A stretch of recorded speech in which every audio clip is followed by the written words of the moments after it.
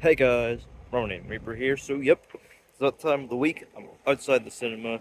I'm about to head in and see the biggest hit of the year. It's gonna slap hard. Yep, Bad Boys, Ride or Die. The new Will Smith, Martin Lawrence action blockbuster. As they revisited all the Bad Boys movies recently, they are mostly pretty fun films. So yeah, that's what I'm expecting from this, especially coming hot off the heels of For Life, which really really enjoyed. So yeah, expecting good things from this one, especially since it's the same duo directing this. So yeah, I'm gonna head in, get my snacks, get my seat, and go see Bad Boys Ride or Die.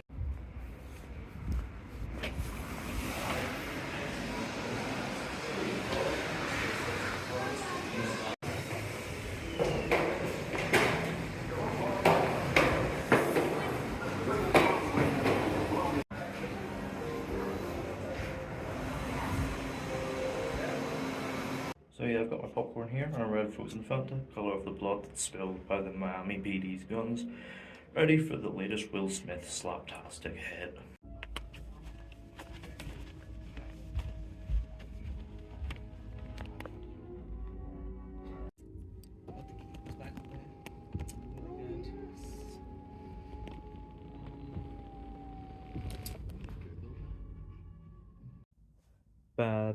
Bad boys, what you gonna do? What you gonna do when they come for you? Yeah, I'm just back from seeing Bad Boys Ride or Die. Is of course once again directed by Adil and Bilall, who directed the previous film, which I really enjoyed. In fact, I'd say it's my favorite of the franchise, which is that controversial to say? Yeah. They obviously took, the explosive, fast-paced action stylings of Michael Bay, but also did their own thing with it, infusing it with some genuine heart and really refreshing character development.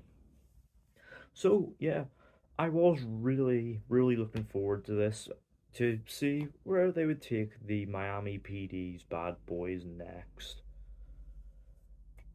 But is the film a worthy follow up to the surprise hit of Bad Boys for Life? Let's find out. So, in the film, the Miami PD Bad Boys are now changed men. Mike is now happily married to his physical therapist, Christine, while Marcus, following a near death experience, has had a spiritual awakening.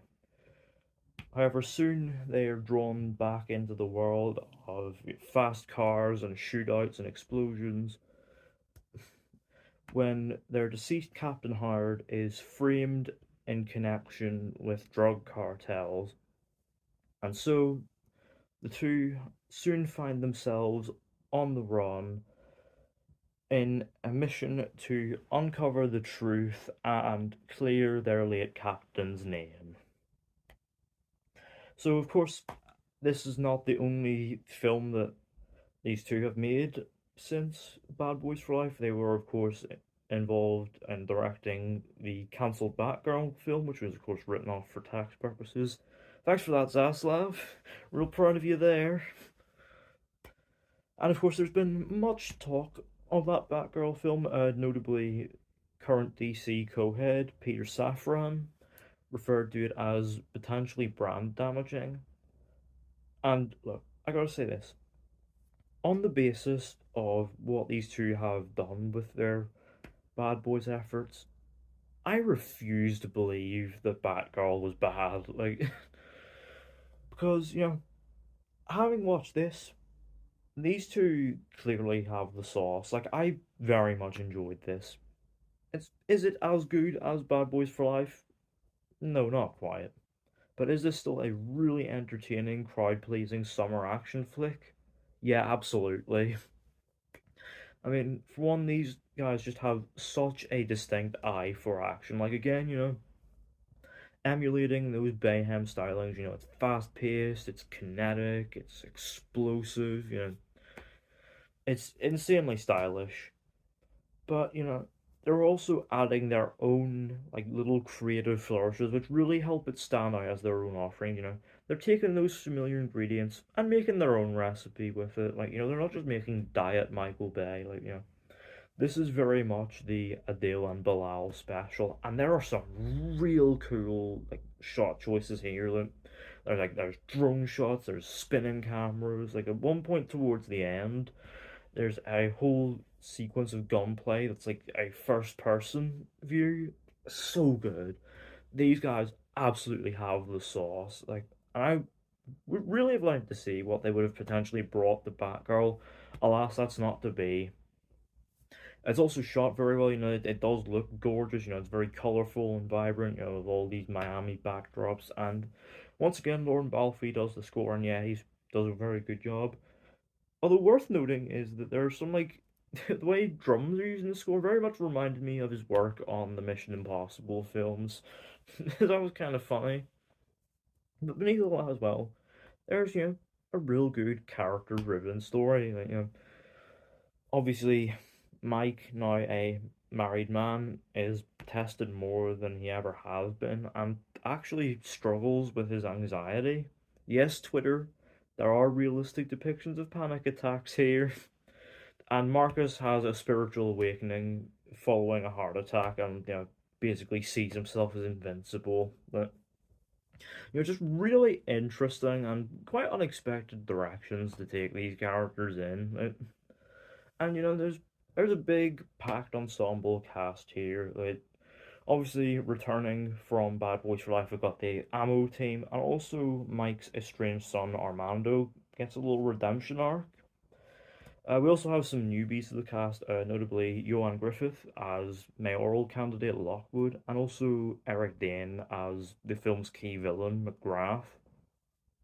Now, with all of these characters to pack in, not everybody feels well served, and unfortunately, drawing the short end of the stick is Rhea Seehorn. Yep, from Better Call Saul. She feels a little sidelined here as Captain Hard's daughter, who's out seeking justice for the death of her father.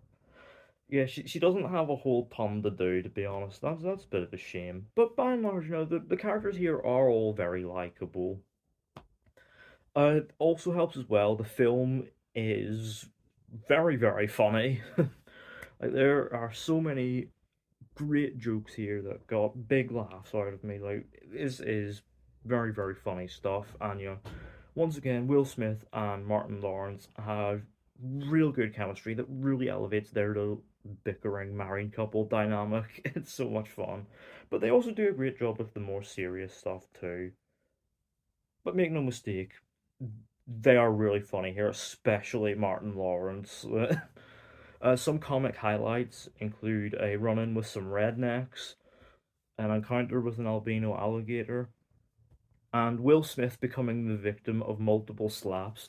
Yeah, karma came back for you there, Will. Like, obviously not every joke lands.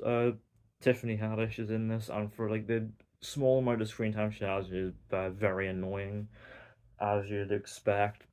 But again, she's in it like literally for about like 3 minutes, so it's not too much of an issue. But the film keeps up a very good sense of pace. We've got this fugitives on the run plot, and this central mystery, which does keep things compelling, and it does move at a sort of brisk enough pace that it's never like feels like it's like slow or anything, but it doesn't feel like it's just rushing itself through either. It does allow itself those great character moments, those little breathers here and there. And then we'll go to like some mad shootout full of like explosions or something. It's so much fun. And of course, it builds to a very, very fun final act, which gets in great character moments, but is all in service of this great big set piece in an abandoned alligator amusement park. Full of like like, all these shootouts, all explosions, plenty of great action moments throughout, and there's some twists and turns here, which, yeah, there's a big reveal here, which I absolutely saw coming from a mile off. It's pretty predictable stuff. It's not exactly like, game changing mystery here or anything, but it is in service of of a very, very fun final act. It obviously never, reaches the scale of, Michael Bay's set pieces, but it's fast paced, it's explosive, it's got plenty of style, and has plenty of great moments of character. Yeah, it's very, very fun film overall. Certainly not quite as good as Five. Obviously, it's a little overstuffed, but yeah, it's a very enjoyable film. Absolutely see this on the big screen. It's made to be seen with an audience. And overall, Bad Boys Ride or Die, I'm going to give it a 7.5 out of 10. So yeah, let me know down in the comments. Have you seen Bad Boys Ride or Die? What do you think of it? What do you think these two could have brought to Batgirl? And would you like to see more Bad Boys films from these guys in the future? Let me know all down in the comments. Don't forget the thumbs up button if you enjoyed.